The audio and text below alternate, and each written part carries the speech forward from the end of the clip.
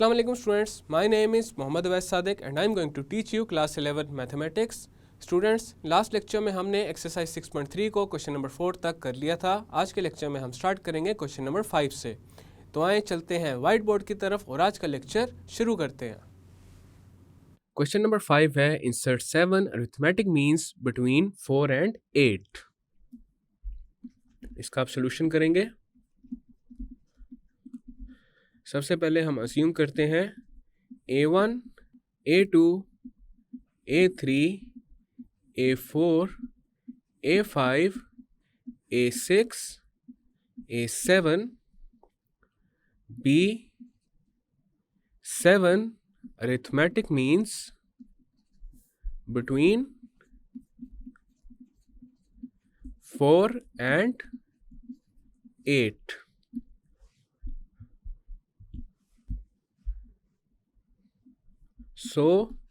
अब यहाँ पे हमारे पास अरिथमेटिक प्रोग्रेशन बन जाएगा 4, A1, A2, A3, A4, A5, A6, A7, then आ जाएगा 8 आर इन अरिथमेटिक प्रोग्रेशन। अब यहाँ पे ये जो 4 है ये अरिथमेटिक प्रोग्रेशन की फर्स्ट टर्म है। सो दिस इज A1, ये हमारे पास आ जाएगा A2, this is A3, A4, ये है A5,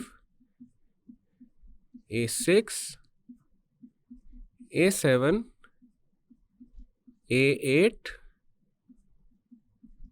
A9। अब यहाँ पे हमारे पास A1 4 के इक्वल है and A9 is equal to 8।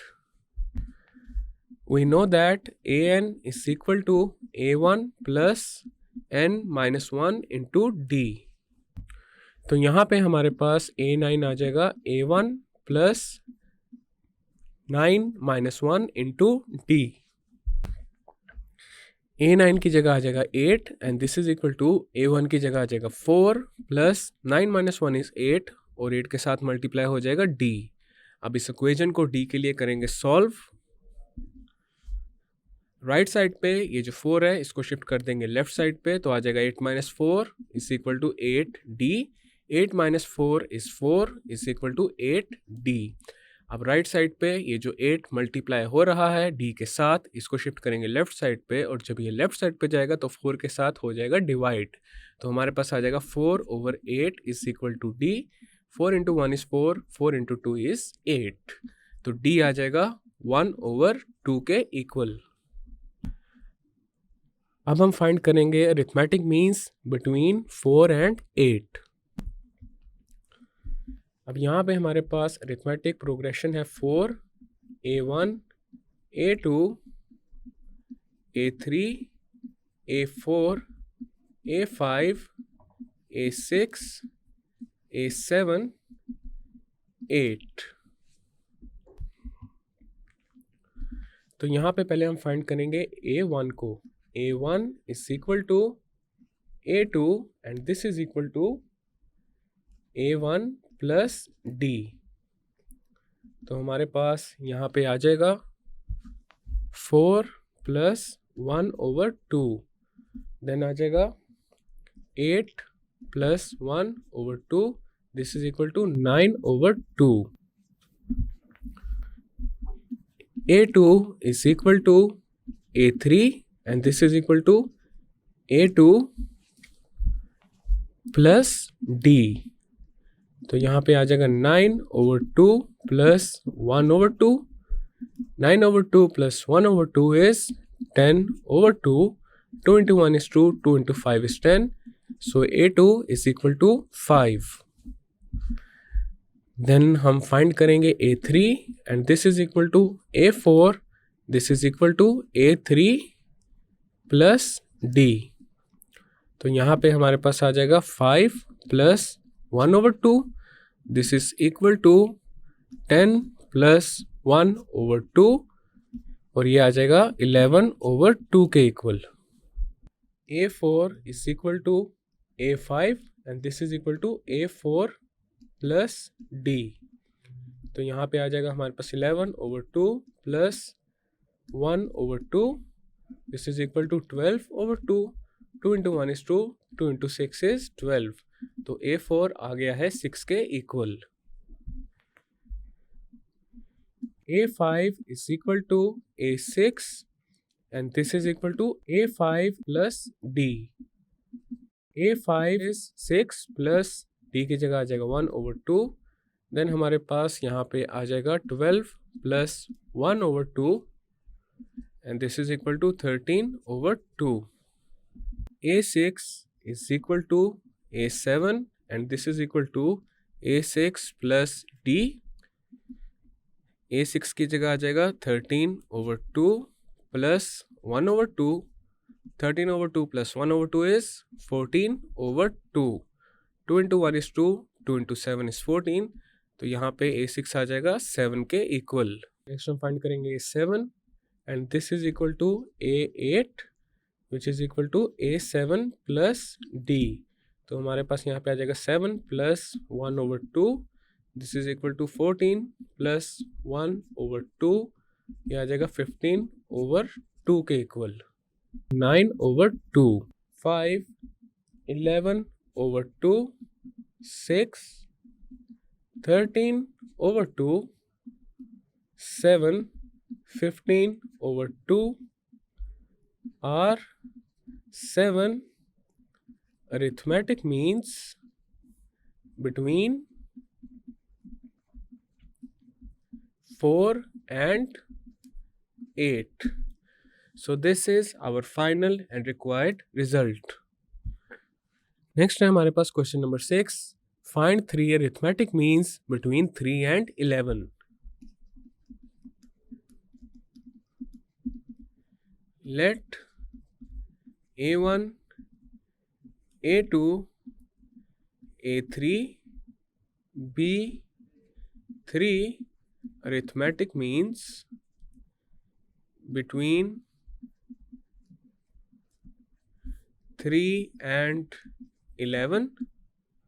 So अब यहाँ पे हमारे पास अरिथमेटिक प्रोग्रेशन आ जाएगा 3 A1 A2 A3 and 11 are in arithmetic progression.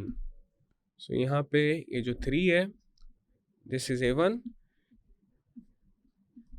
Second term हो जाएगी A2. थर्ड टर्म होगी A3. Fourth is A4 and fifth is A5. A1 is equal to 3 and A5 is equal to 11. We know that A5 is equal to A1 plus 5 minus 1 into D. A5 is equal to A1 plus 4D. Then हमारे पास आ जाएगा A5 की जगह 11 and this is equal to A1 की जगह आ जाएगा 3 प्लस 4D. अब इस इक्वेशन को D के लिए करेंगे सॉल्व. तो हमारे पास आएगा 11 minus 3/4 is equal to D. 11 minus 3 is 8. तो यहाँ पे आ जाएगा D इज इक्वल टू 8/4 के equal. 4 into 1 is 4. 4 into 2 is 8. तो D आ जाएगा 2 के इक्वल. अब हम फाइंड करेंगे A1. This is equal to A2 which is equal to A1 plus D. तो यहाँ पे हमारे पास A1 की जगह आ जाएगा 3 प्लस D की जगह आ जाएगा 2. 3 plus 2 is 5. A2 is equal to A3 and this is equal to A2 plus D. तो यहाँ पे A2 की जगह आ जाएगा 5 प्लस D की जगह आ जाएगा 2. This is equal to 7. A3 is equal to A4 and this is equal to A3 plus D. A3 की जगह आ जाएगा 7 प्लस D की जगह आ जाएगा 2. 7 plus 2 is 9. So 5, 7, 9 are 3 arithmetic means between 3 and 11. So this is our final and required result. Next है question number 7. Find n so that a raised to the power n plus b raised to the power n divided by a raised to the power n minus 1 plus b raised to the power n minus 1 may be the arithmetic mean between a and b. इसका आप solution करते हैं. अब यहाँ पे a raised to the power n plus b raised to the power n over a raised to the power n minus 1 plus b raised to the power n minus 1 ये एक arithmetic mean है a और b के दरमियान में. तो इसका मतलब ये है arithmetic mean is equal to a raised to the power n plus b raised to the power n over a raised to the power n minus 1 plus b raised to the power n minus 1. और a और b अगर दो numbers हैं उनके दरमियान arithmetic mean find किया जा सकता है a और b को ऐड करके 2 से डिवाइड करने के बाद. अगर अब हम इन दोनों को कंपेयर करें तो हमारे पास आ जाएगा a raise to the power n plus b raise to the power n over a n minus 1 plus b n minus 1. This is equal to a plus b over 2. अब हमारे पास ये जो इक्वेशन है इसको हमने सॉल्व करना है n के लिए.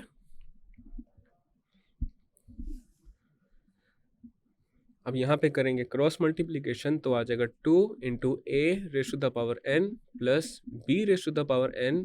This is equal to a plus b into a raise to the power n minus 1 plus b raise to the power n minus 1.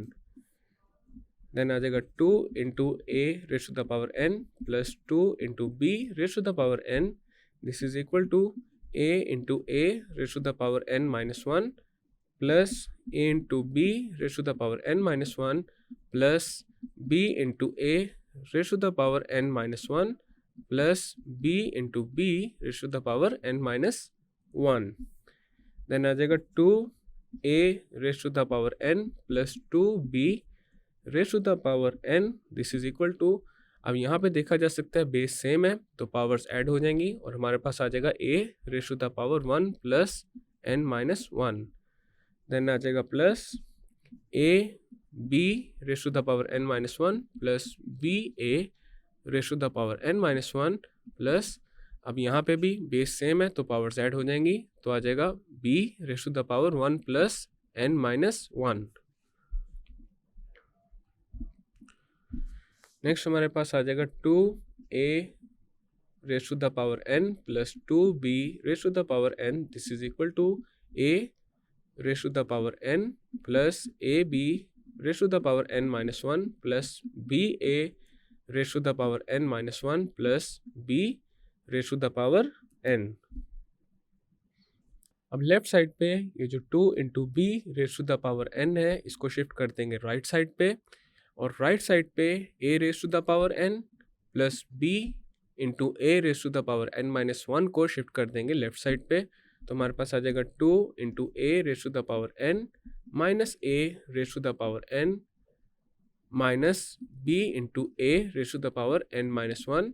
This is equal to ab raise to the power n minus 1 plus b raise to the power n minus 2b raise to the power n.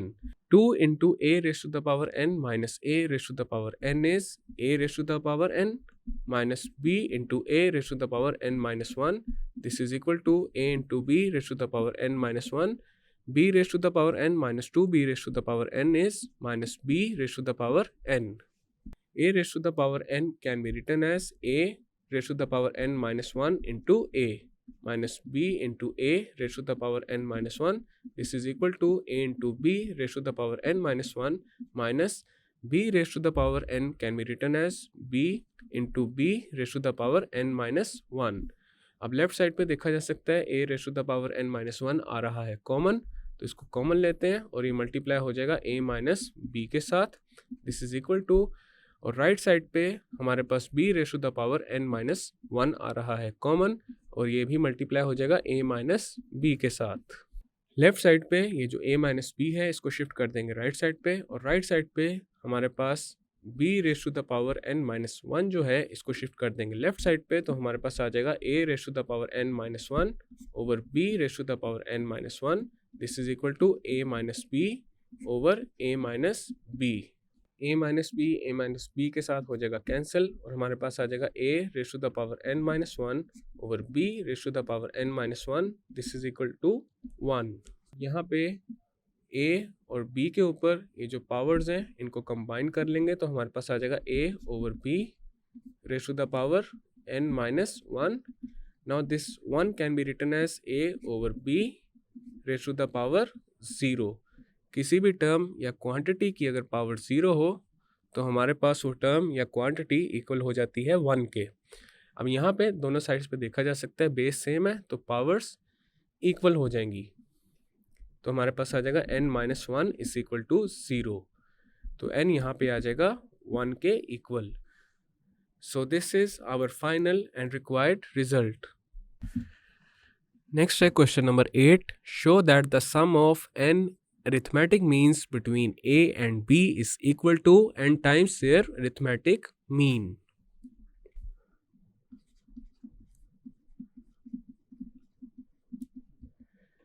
Let a1, a2, a3 up to an be n arithmetic means between a and b,